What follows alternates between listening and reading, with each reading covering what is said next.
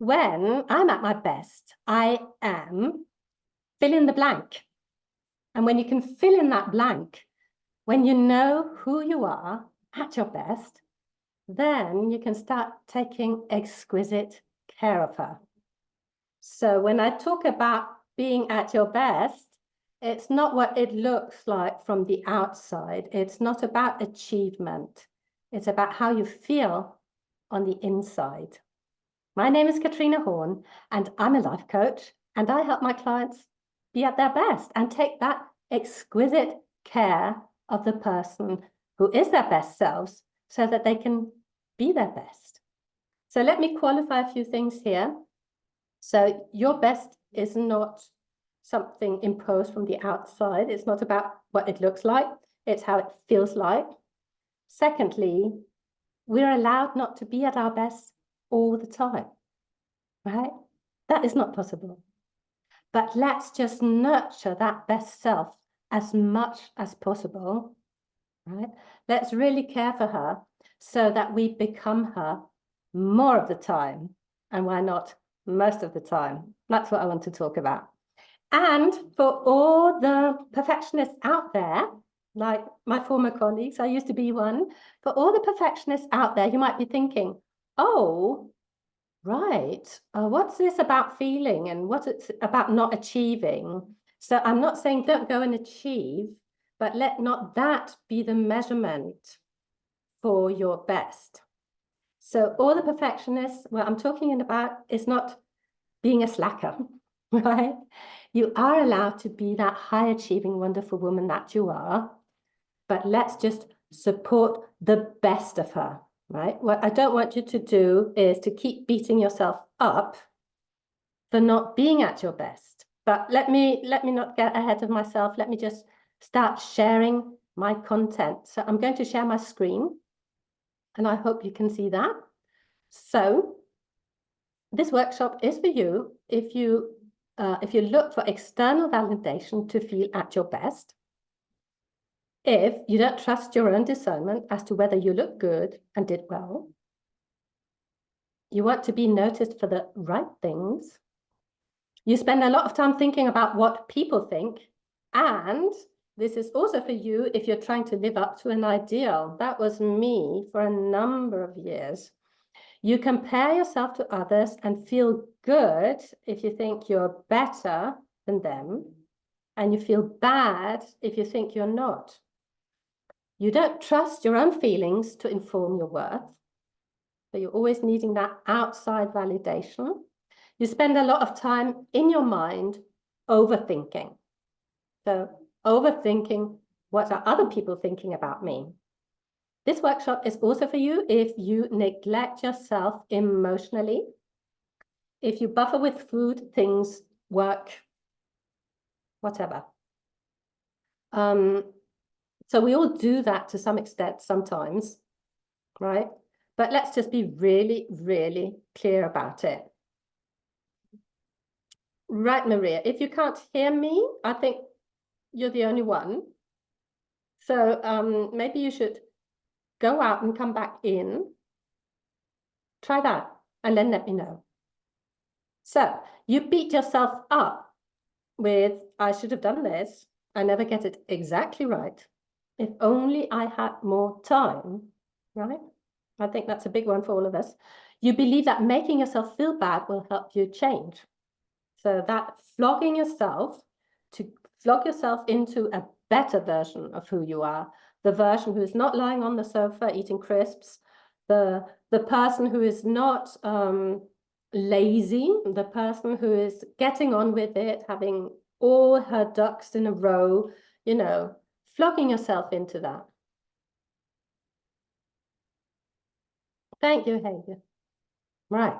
This workshop is also for you if you put yourself last, after work, after your children, after your duties. You think you are stronger than other people, so you can go without the care, the attention, and the love that other people know and need. You don't need that, so you can just push yourself that little bit further. You believe there'll come a time for you There'll come the time that is your time without you trying to change these patterns, and you think there are no other options. You know this is you if you work when you're tired and you deprive yourself of sleep. Like my clients typically come to me because they think they have to work till they're exhausted, like till they drop. As long as there's things to do, they believe they have to do them. If you're overlooking that rest needs to happen between work and sleep, now that is a very common thing, I think, for high achieving women. It's that, okay, I can just fit this into the end of the day. I can just fit that into the end of the day, and this and that. And after a very short while, well, you haven't got more time and you've got zero buffer between you when you stop working. And for work, I also mean all the things you do at home, you do for your family, you do for your friends, all of that time, which is not me time, you find that there's no time between your work and the time you should go to sleep. It's when you focus more on what's the next thing, what do I need to achieve now? Once I achieve it, I will feel good, right? What we're going to talk about today is how do you feel and what does that make you want to do? I'm just looking at the chat. Oh, that's a good idea. Anyway, if you neglect your body and its needs, like we are not just a mind, we are also a body, right? And we need to take care of both of them. So you'll be leaving this workshop with the knowledge of who you are at your best, how you feel when you're at your best, what you believe about yourself, and how to nurture that best self. So I hope you are still with me here. What I wanted to say is that I've always had, well, I started out life as a musician, and that was pretty cool because I could sort of organize my day the way I wanted to. I didn't have to get up early because I worked in the afternoon, in the evenings, and that all felt good, and I felt pretty relaxed about it. But later on in my life, I wanted to try that 9 to 5 that everybody was doing. I thought I had to prove to myself that I could do it. So I went and tried to do it, like all that getting up at 6 in the cold and the rain and leaving at 6:30 and not having time for lunch and being stressed out all the day. And at the end of the day, knowing that there was always more work. So either I could do it now or I could leave it to tomorrow or I could do it over the weekend. But it was just like that treadmill. And I thought, wow, I can do this, but at what price? And that was really when I realized something needs to give. It's not possible. This is not sustainable. I can't go on doing this because, first of all, I'll be feeling miserable because I took no time to myself. I was always either working or sleeping. Secondly, it really didn't make me happy. Even with all the work I did, I still wasn't happy, which is crazy because I thought that was what would make me happy.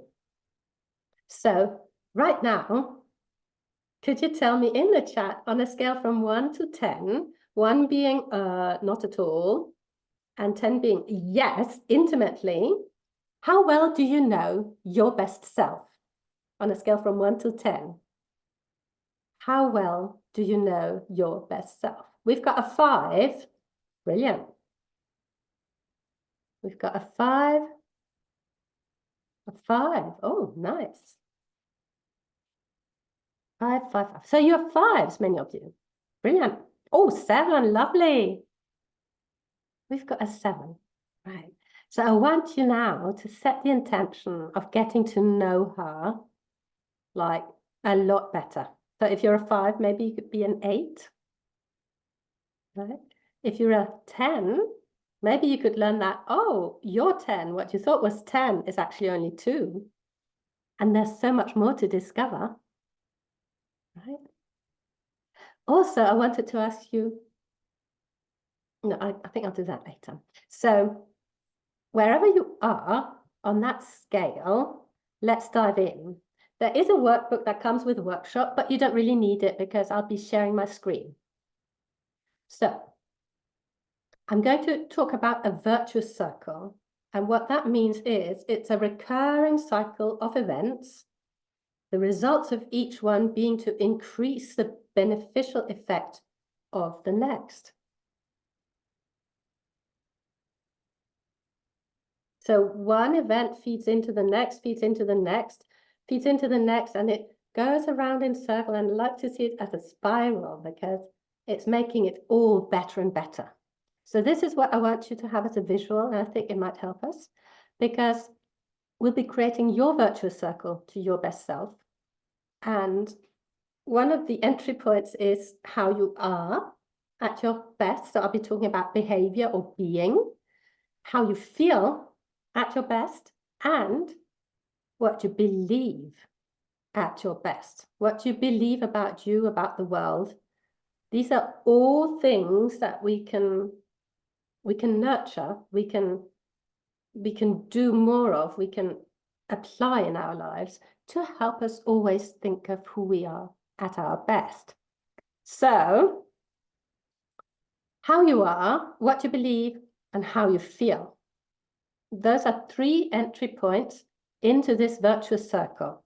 So I'll explain that later. Here's what Geraldine said. She was one of these women who was like an overachiever, always working herself into the ground. There was always more to do, more to do, and so little time for herself. So she used to think it was silly, it was vain to spend time and effort on herself, right? How many of you feel guilty spending time on yourself? Crazy, right? But I think we've been sort of educated into feeling guilty about ourselves. Yes, I get you. I used to, yeah, me too. So she says, with my guidance, she saw the huge influence this belief and the resulting behavior had on her self-image. It all feeds in, right? It all adds up. It's all part of who we are. So she went from overworking and overeating to have all of her evenings free to rest. Feel that. To be creative and to build the relationships. All this without feeling any guilt. Bingo. Right? So she made that into a sort of lifestyle thing.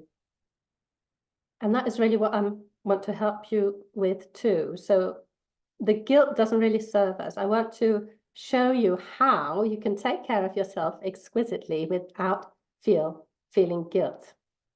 Good, Maria. Brilliant. So who are you at your best?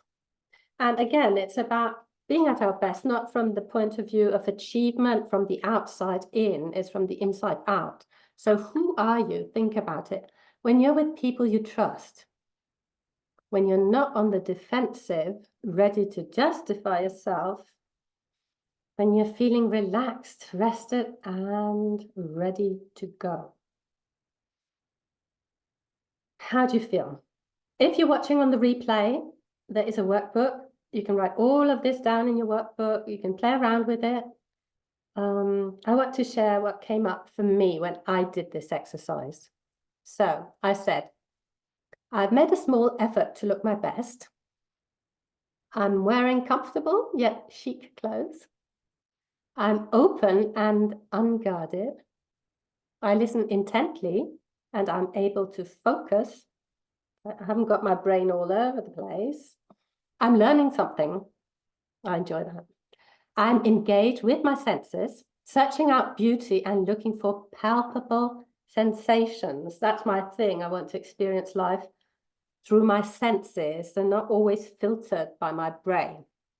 So my primary impressions come from my being, my sensing. I feel love for people, beauty, and places. I like the feeling of love, and I'm looking for things I can love on. I trust my desire, and I'm feeling certain, valuable, genuine. So this is not to tell you what you need to be. It's just as an inspiration. What is it for you? And I would love it if you'd share in the chat some things that you are at your best. So go ahead, you can brag. I mean, we perhaps find it difficult to talk about ourselves at our best, but really, why is that? When I list all of this, I'm not saying I'm so much better than everybody. Nobody else is engaged, right? Nobody else is engaged with their senses, searching out beauty and looking for palpable sensations. It's only me. I'm just saying this is also me. So I'd love to have some examples in the chat if you dare. Happy and confident, yeah. Present, taking everything in and responding adequately, yeah. Brilliant, love it. So to try and describe what it looks like being happy and confident, Cindy. What does it look like? Yeah, when you feel joy and peace. When do you do that? Maria says, I'm adventurous, open, and creative. Brilliant. Yes, confident. So I believe that we can be creative at work. Fabulous. If we're not being creative at work, if we are not using our talents, we need to be doing that somewhere else or change our jobs, right? So I love that you mentioned creativity. Any other comments? Let's move on then. So once you have sort of got a good idea at who it is that you are at your best, think about a time when you were at your best. Think about an event, a party, a holiday, a birthday, a day at work, a moment with your lover. What comes up for you? What can you think of anything where you were at your best? And funnily enough, I told myself for the past few days, oh, I can't think of anything. But then it came to me really a very intimate moment where I felt, oh, I don't fully understand, but I feel that I'm sort of over and above my normal self. This is my best. And I used to be a teacher for a while, and I taught all these little lovely kids. And I didn't have much training to do that. And I hadn't discovered self-development yet. I hadn't discovered coaching yet. So one day, this little naughty boy came up to me and said, my mum is threatening to send me to boarding school if I don't behave. And you could tell that he was really worried about that. And it's very, very touching that he confided in me. And I don't know how I was able to tell him, but he told me that his mum was angry with him. And I said, she's not angry with you. She's angry with your behavior. And I don't know what inspired me to say that. I don't know. I mean, I never thought about it like that. But you could just see the relief and the sort of, the epiphany in his whole being that, oh, actually, my mum still loves me. She's just not happy with how I behave. And I've thought about it later. At the moment, you know, I was a teacher, all stressed out as we are. 5 o'clock in the afternoon, because French schools go on till 5 in the afternoon. Yes, I'm afraid they do. So you're still in your paperwork and all of that. And this little boy coming up, and he was, I don't know, 11 or 12. But I just thought, where did that come from, right? How did I manage to do that? It was because I managed to focus on him for a while, right? And just really be able to say what would help him the most. So Maria is proud of when she got her master's degree, yeah, on the top of a mountain with the mountaineering club. Yeah, close to nature. Inspire your students. Theatre teacher, wow, love it. Yes, at work. It's so brilliant if our work includes part of us that is really our best. Yes, Cindy, of course you were. Of course, first grandson, yeah. So good. So you can write that down in your workbook if you're watching the replay. It's just really to anchor this feeling for you before we move on, because we're going to use all this information later. I want you to now think about how you feel at your best. I feel engaged, curious, beautiful, genuine, open. Maybe you feel accomplished, generous, certain, loved. There are so many things. Try to connect to some of those feelings, really. Try and feel them in your body. Yes, Maria. Brilliant. So how do you feel when you're at your best? There are so many feelings. And the more feelings we know, the more we can name our feelings, the more feelingly literate we become, and actually also more emotionally intelligent. Being able to distinguish feelings from each other is really useful when you want to develop, when you want to grow, when you want to evolve. So, moving on to what you believe. So lots of self-help, lots of self-development, they talk about these beliefs like I'm worthy, I deserve this. But to my mind, they're too broad really to be able to work with, because what do they mean? I mean, can you feel it in your body when you say, I'm worthy? It doesn't mean anything to me. If it does to you, fabulous. But it's sort of very abstract to me, that thought. So I wanted to help you construct some more perhaps believable thoughts, because what I would love for you now, instead of saying something that you don't believe, like an ideal, is that you come up with something you actually believe right now. So here are some examples. And as I tell you my examples, they're just examples. They're not like something you should be believing.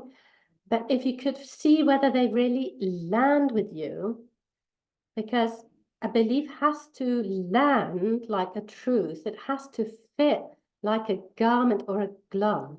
It has to be a visceral sensation, right? That's when you know you believe. It's when you can feel it in your body. So that's what we are after. And what I'm suggesting are just suggestions. Feel free to make your own belief. And you might not have it right now, but maybe you will have it in 1 hour, tomorrow, in a week, right?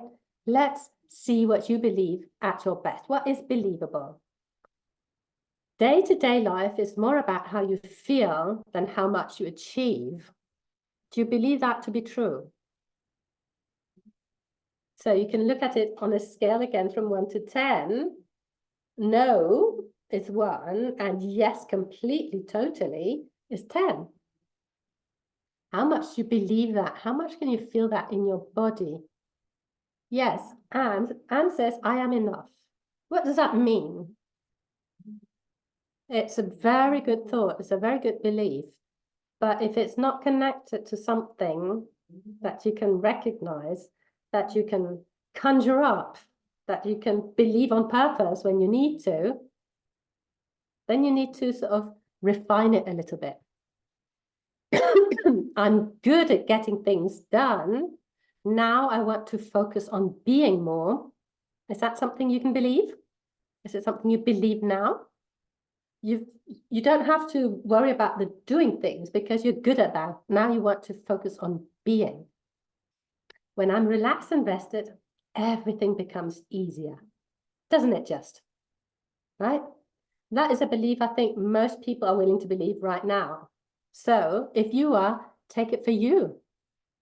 I'm relaxed and rested, and everything becomes easier. I deserve to be relaxed and rested. Work is not my first duty. It is to myself. Is that true? And if you think it's true, how so? How is it true? I decide when something is enough. Enough work, enough chocolate, enough Netflix, enough work, enough effort, right? I decide. I'm not being dictated to by society, by my employer, by my family. I decide. Is that something you believe? If so, take it on. My good enough is somebody else's absolute best. I can rest now. So this is something I work a lot on with my clients, because being perfectionists, some of them, they find it difficult really to determine when something is good enough. And so they keep slogging, they keep flogging themselves, they keep working because there's always more to do, right? So they're always looking to match up with their absolute best. But their absolute best is not always possible. That is the perfection, right? But maybe the conditions are not in place for that to happen. If you've not had enough sleep, if you've not had enough food, if you've not had enough playtime, if you've not had all of those gorgeous things, maybe your absolute best is not available. But so fortunately, your good enough is somebody else's absolute best. Meaning, you can rest now. You can let that report till tomorrow. You have done enough. It's good enough. And your good enough is much better than somebody else's fantastic, right? If you can train yourself to believe that, that is so useful. There will always be more to do. I choose to stop here for today. I choose to stop, right? I said I would work till 5 p.m. I'm stopping now. I'm allowing other people to step up by stepping down, meaning I don't have to be doing all the things. I don't have to be controlling all the things. If I let go, who will step up? Let me give these people an opportunity. So this works really well in the workplace, and it works really well with your family. If mommy isn't doing breakfast every morning, who will? Well, let's find out who will.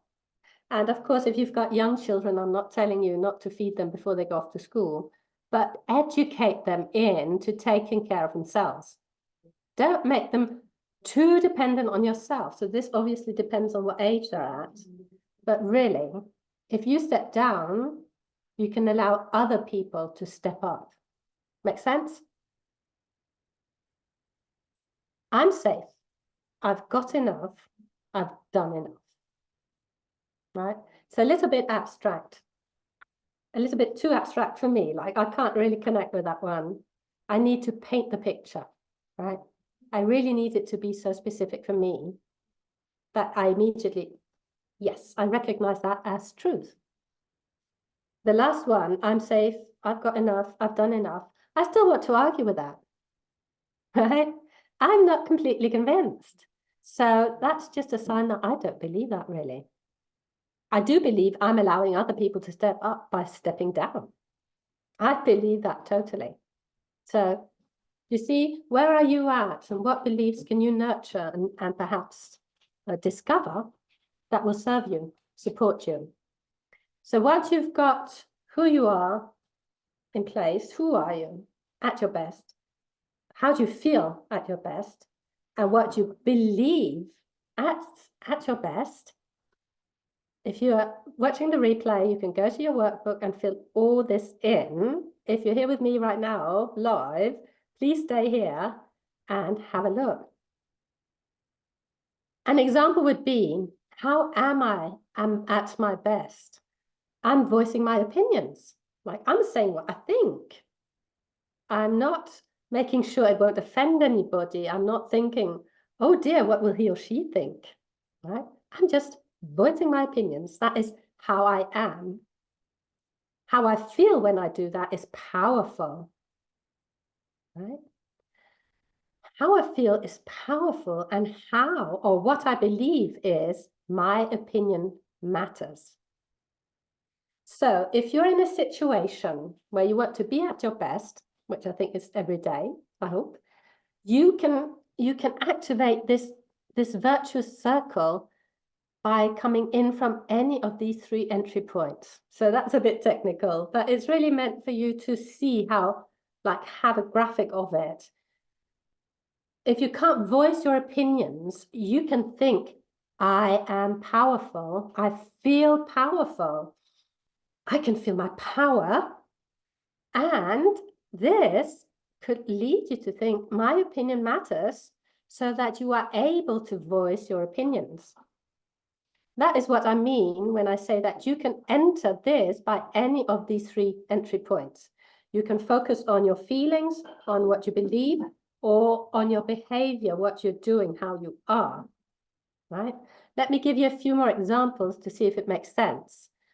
If you want to enter through a feeling, you can start feeling valuable and have that support you. I'm valuable. Really feel it in your gut. How are you behaving when you're feeling valuable, but you are relaxed, right? You're not trying to prove anything. You're not convincing. You're just being, I'm relaxed. I'm valuable as I am. I'm not adding any kind of behavior, right? I'm not compensating for the lack of value in myself by extra things. So I'm relaxed. And then what do I believe?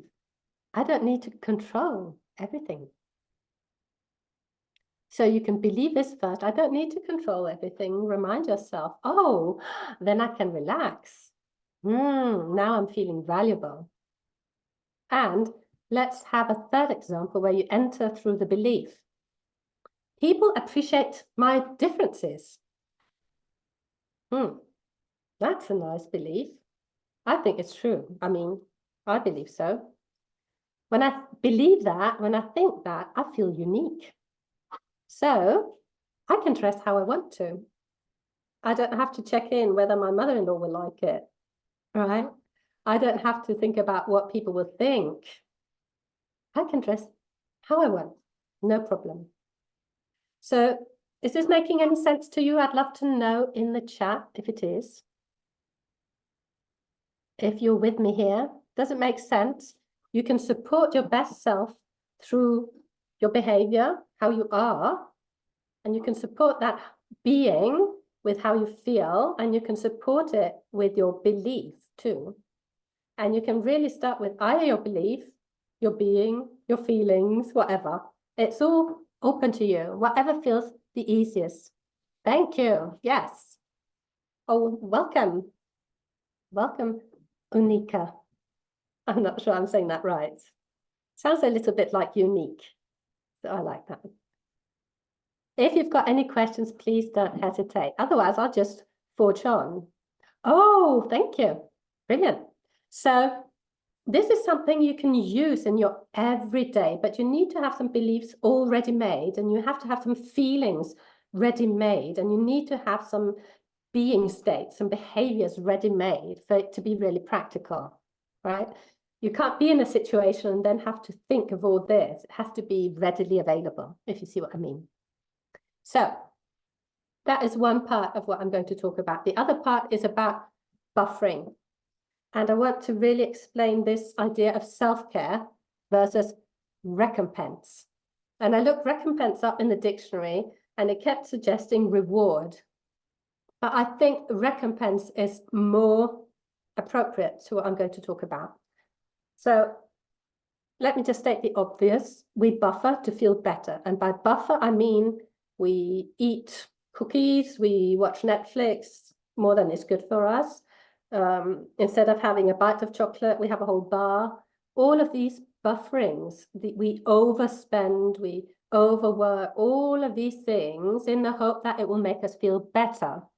That is not really the subject for today. I've got a lot to say on that too, but just accept that we all have some compensating behaviors that we can bring in to immediately feel better.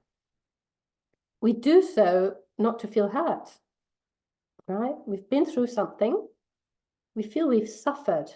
So maybe our boss was hard on us. Maybe our teenager said something disagreeable. Maybe we didn't succeed in the project we were doing or something like that. We esteem, there's been some suffering, we're feeling hurt.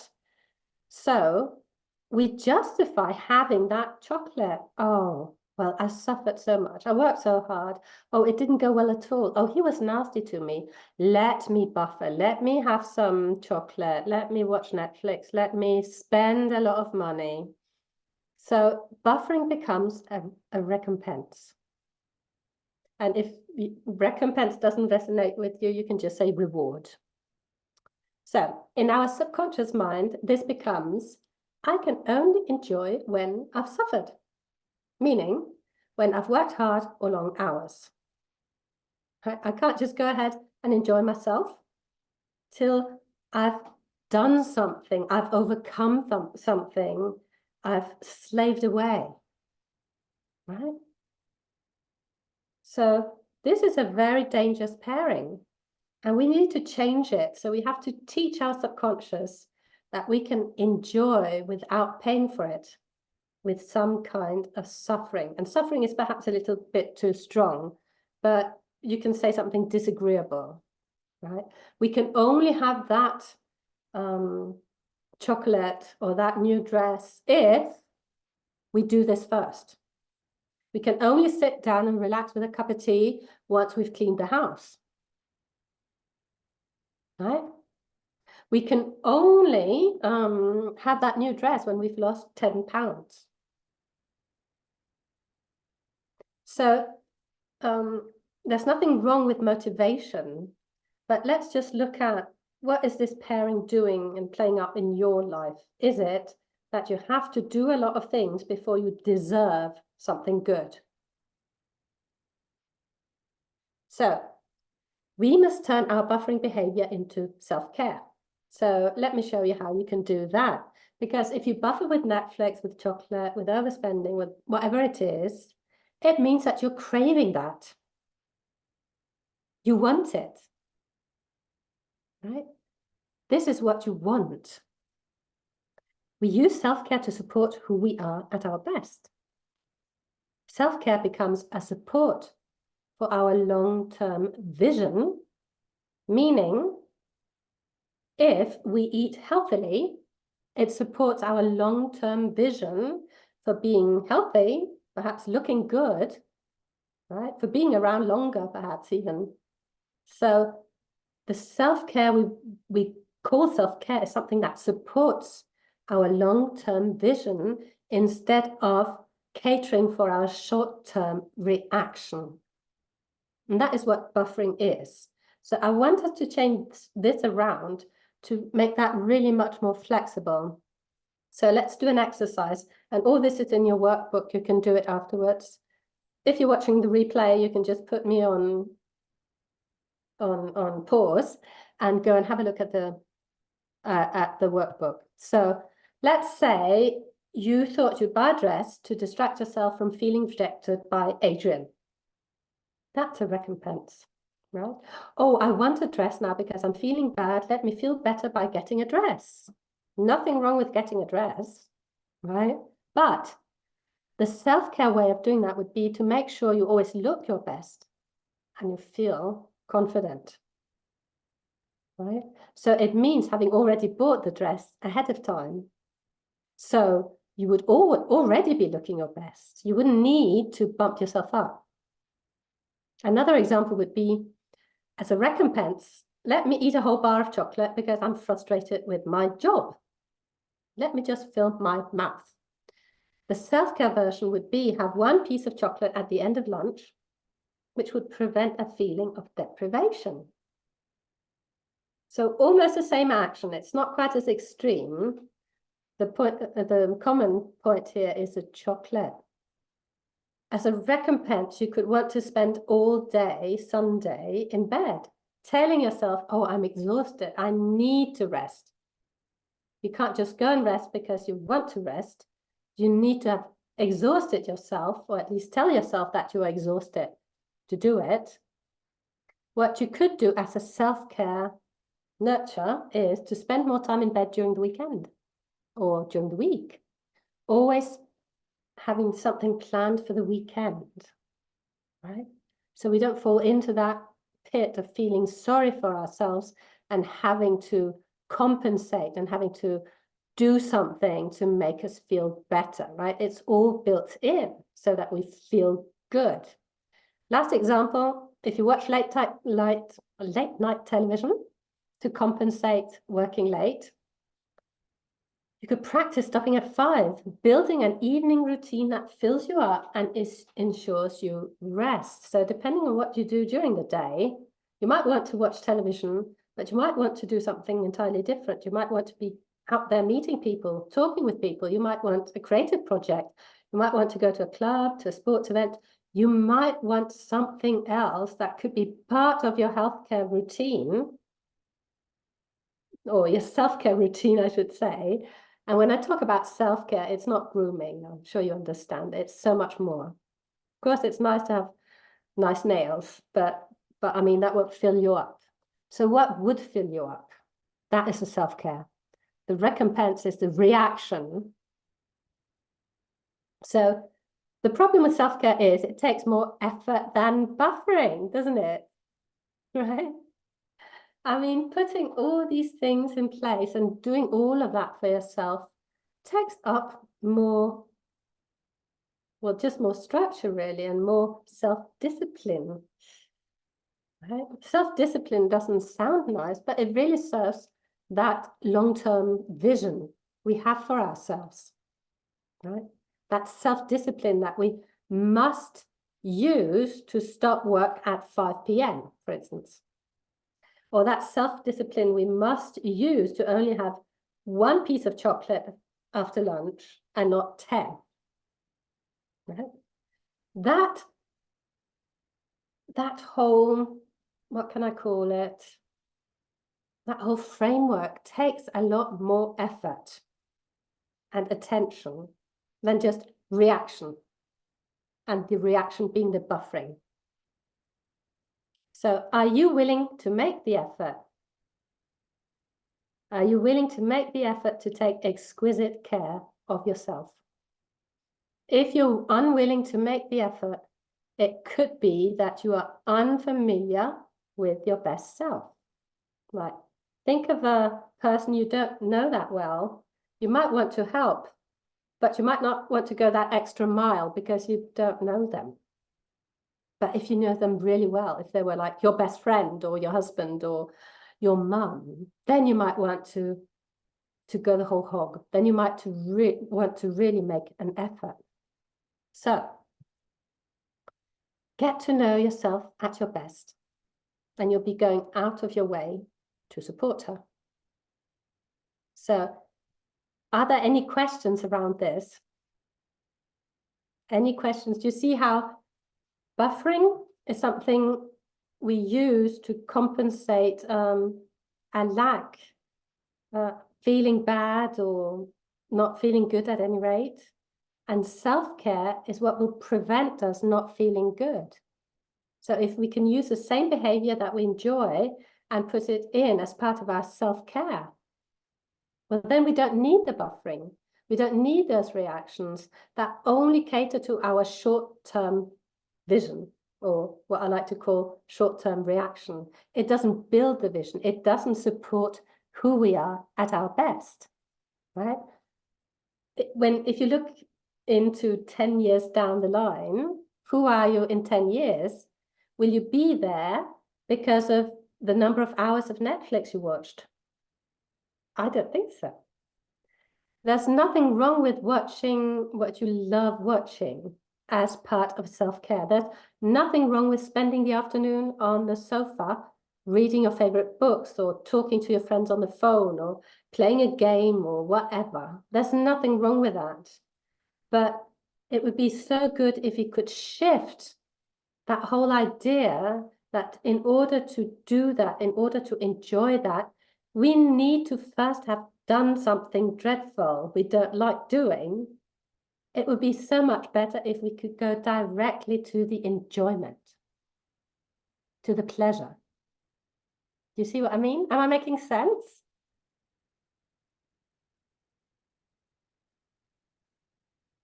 Right? Why is it that we have to deprive ourselves of the pleasure till we have performed? I mean, I used to think that this was how I would get to be at my best. I thought oh, if I just keep rewarding myself once I have achieved something, then I'll be at my best. Right? But I always had that achievement. I had to achieve something to get to the recompense. And that is so sad, right? Why not build it in as self-care so that we nurture that best self? And when we've got all that support in place, then we can be at our best. Think about you when you haven't slept enough, when you haven't rested, when you haven't had any fun in ages, you're feeling tired, your back is hurting and all of it, right? You're just not at your best. So why not palliate all of that? Why not take care of all of those circumstances so you won't be in that position? And what would you need to believe about yourself to do that? So we are back again to, I believe I'm worthy. I believe I deserve it. Yes, but more specifically, what is true for you? What do you believe? So let me recap that. You can create your own virtuous circle, if you remember, each conscious choice reinforcing the others. So they're the feelings, they're the being, there's the belief. All of this together can reinforce your virtuous circle. You can enter either by being something intentionally. Let me voice my opinion. Let me express myself. You can do that by calling up a feeling on purpose, and that could be powerful. Think back to an event where you felt powerful. Feel the power. You could cultivate the thoughts that support yourself in this, right? 3 entry points. Also, you can turn your buffering into support by intentionally building it into your self-care. And the operating word here is intentionally. So it's all done ahead of time. It's not done as a reaction. It's done ahead of time to support that vision of yourself, that vision of you at your best, or that vision of where you want to be in 5 years. When this becomes part of your self-care, you will no longer need to buffer. You've got the tool to change the equation, suffering equals recompense. You can change that into enjoyment or pleasure is support of my best self, is self-care. The more I enjoy myself, the more I take care of myself, the better I am. The more I allow myself to be at my best.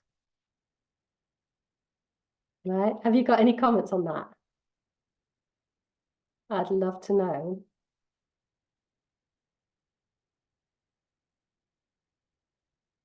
So I'd like to just help you feel what impact this could have on your life. If you just drop that whole thing of having to beat yourself into some more action, having to reward yourself when you have achieved. Yeah, there is a shift in mindset thinking, yeah. It's coming at it from a completely different perspective, because when you take so good care of yourself that you are at your best self, it's because you feel that you deserve it, of course. It's because you feel that, oh, this makes sense. Actually, I perform much better when I do take care of myself. It's not coming from that lack perspective. Yes, it does feel great, right? It feels great. So what does it allow you to do? Think about sleeping enough. Think about resting enough. Think about having enough play in your life, enjoyment, right? What would you be able to achieve then? So I can only encourage you to cultivate that image of yourself at your best. And it's not bragging. It really isn't. So I'm here to help you because you know perhaps what you want to move towards, but it might not be clear to you what is stopping you. So I'd like to invite you on a consultation. In the consultation, I can show you what you could be doing, what self-care would effectively help you be more of who you can be, more of your best self. Thank you, Cindy. you can go ahead and book a consultation. I'll be very happy to meet up with you. So during the consultation, you're going to tell me what you are doing already, right?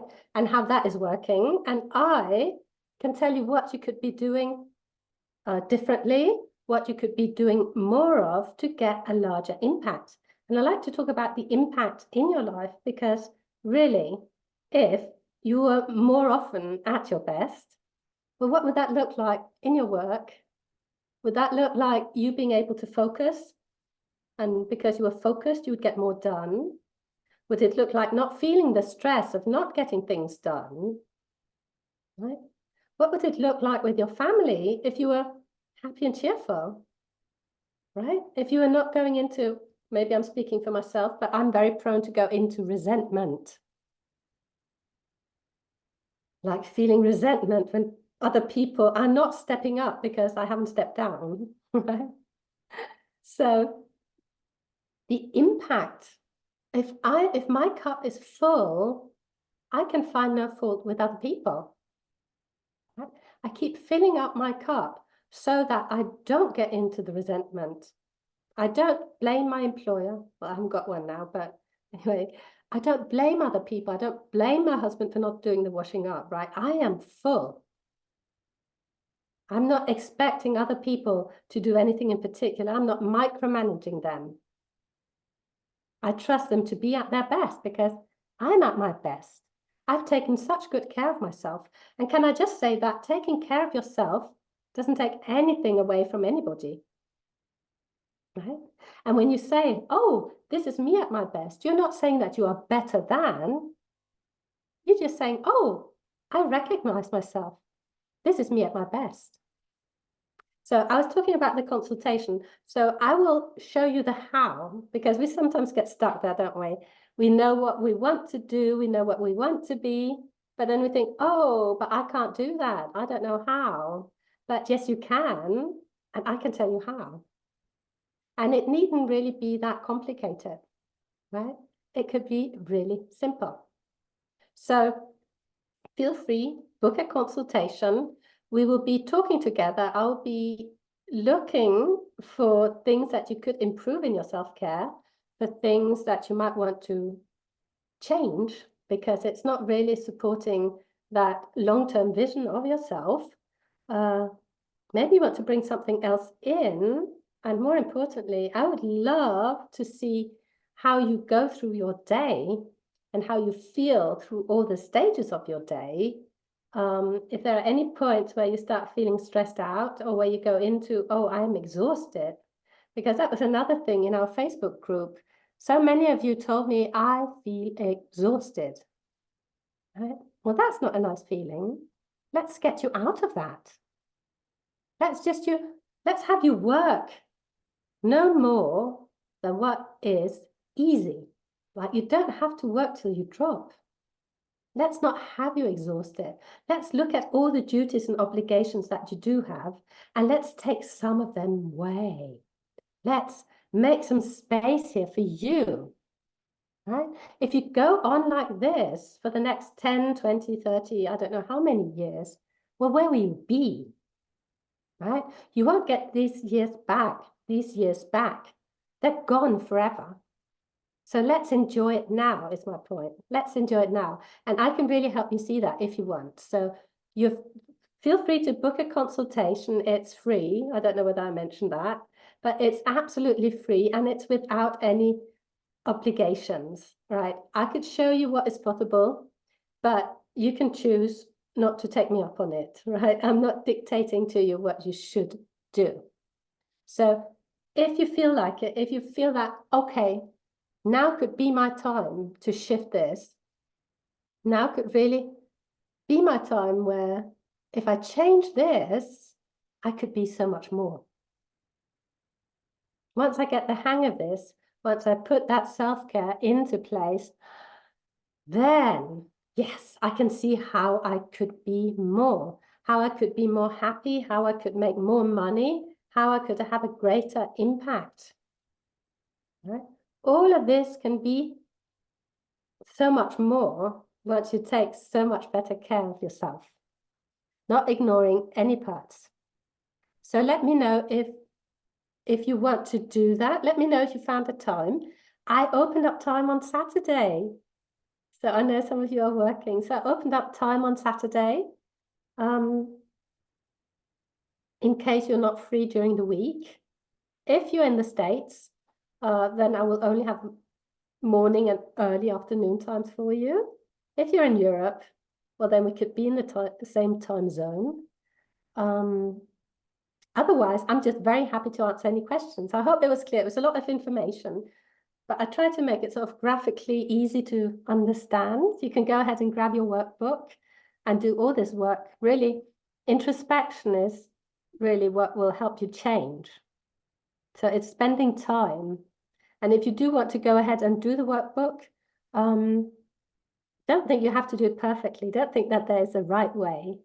Right? What I offer in the workbook is just a way for you to play with it. See where it takes you. Oh, I just realized that. Oh, I didn't know this was me at my best. And just think about it when you shift your perspective from looking at yourself from the outside and seeing, oh, my thighs are so fat.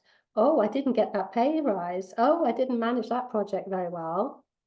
I mean, how can you be at your best if you look at it from the inside out and make sure that your feelings feel good, right? That you're thinking, that you're believing some nice things about yourself and that you are standing up for yourself in your behavior. Just think about the influence that would have on you, on your work, on your family life, on your friends, right? I used to believe that I couldn't just go on holiday because I obviously had to work so much harder than everybody else. Obviously, right? Because I needed to work so much more for the same results that other people would get really easily. Imagine that. And I find that so many of my clients, they come to me with exactly that problem where they don't feel that they can take the time for themselves and they don't feel that they can enjoy life.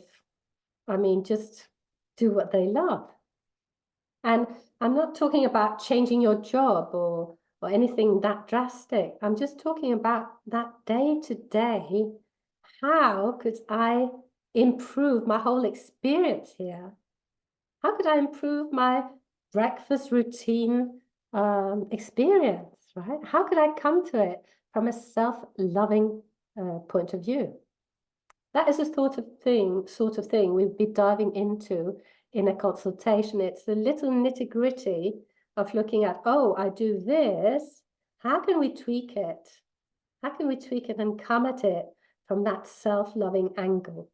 That is what I want to dive into with you. And I'm always delighted to meet up with you. I enjoy meeting you so much. So please feel free, go ahead and book a consultation. You are welcome, Maria. Yes. Fantastic. Fantastic. So I have to go over on LinkedIn and apologize for not streaming to LinkedIn, but it just wasn't working. Technology wasn't with us today, but I hope that I've answered any questions. I mean, I don't know whether you've got any. So, oh, lovely. Thank you so much. There you go. Right. I'd love to see you some other time. So please go ahead, book a consultation. I can get to know you. I can find out what you're all about, and possibly I can help you. Right? It's always good to have that outside view. Nika, yes, you're welcome. Okay, you are welcome to do so. Please do. And is there anything else I can do for you while we're here?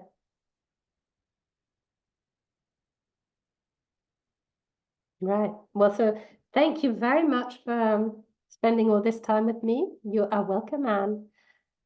I love speaking to you. Thank you for your participation in the chat. And I'm looking forward to meeting you on a consultation. Bye for now. Bye-bye, Maria. Bye. Bye-bye.